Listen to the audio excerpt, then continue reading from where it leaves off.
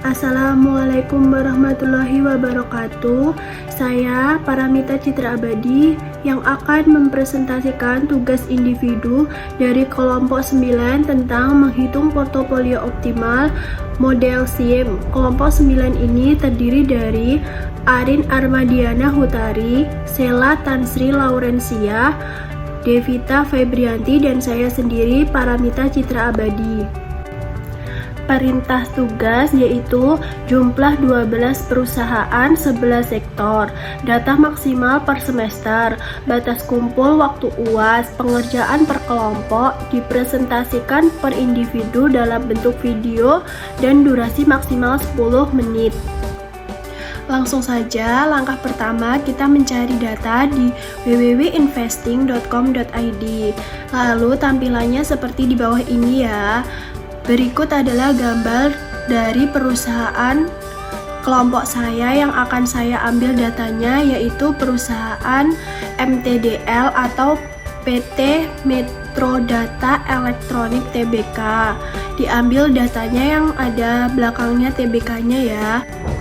Setelah ketemu, lalu klik history data.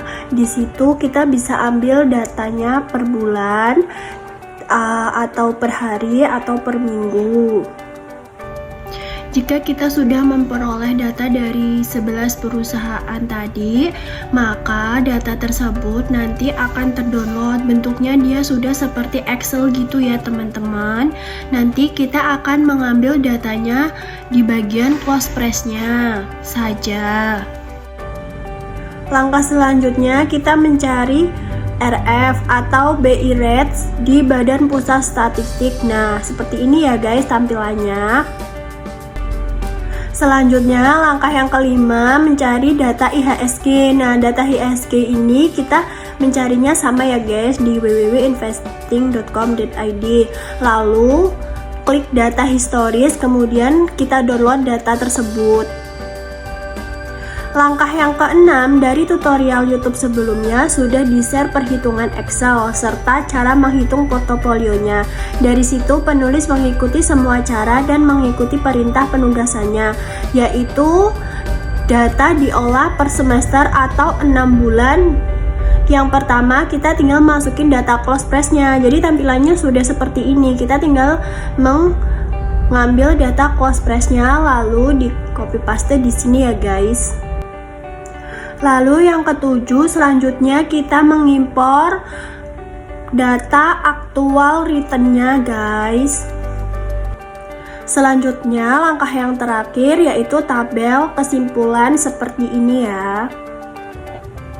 Selanjutnya, berikut adalah hasil analisis data. Yang pertama, tujuan utama dari perhitungan portofolio optimal adalah menentukan kombinasi aset saham yang memberikan return yang aktual dengan risiko yang minimal.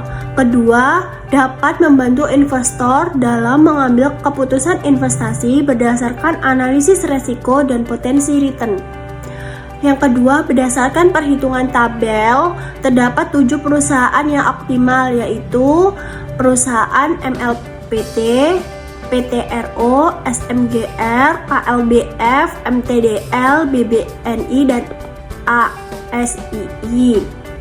Besarnya, proporsi setiap saham yang terpilih adalah MLPT terpilih tertinggi, kemudian PTRO, SMGR, dan KLBF.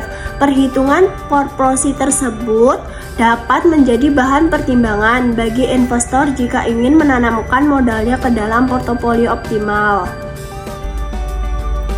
Kesimpulan, perhitungan portofolio optimal merupakan salah satu alat penting dalam manajemen investasi yang bertujuan membantu investor mengambil keputusan yang lebih terukur berdasarkan data dan analisis kuantitatif.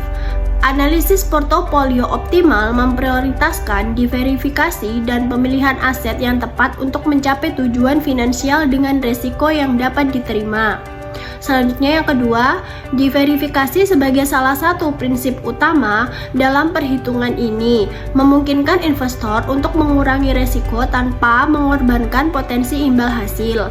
Pemilihan aset yang cermat juga menjadi faktor kunci untuk memastikan bahwa Setiap aset dalam portofolio memberikan kontribusi optimal terhadap tingkat pengembalian yang diharapkan.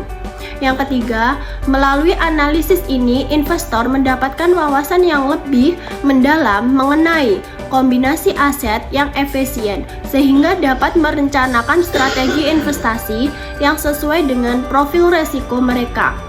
Perhitungan portofolio optimal memberikan landasan kuat bagi investor untuk mengambil keputusan investasi yang lebih baik, terinformasi, dan selaras dengan tujuan finansial jangka panjang mereka.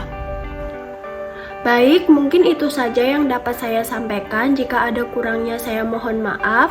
Saya akhiri. Wassalamualaikum warahmatullahi wabarakatuh.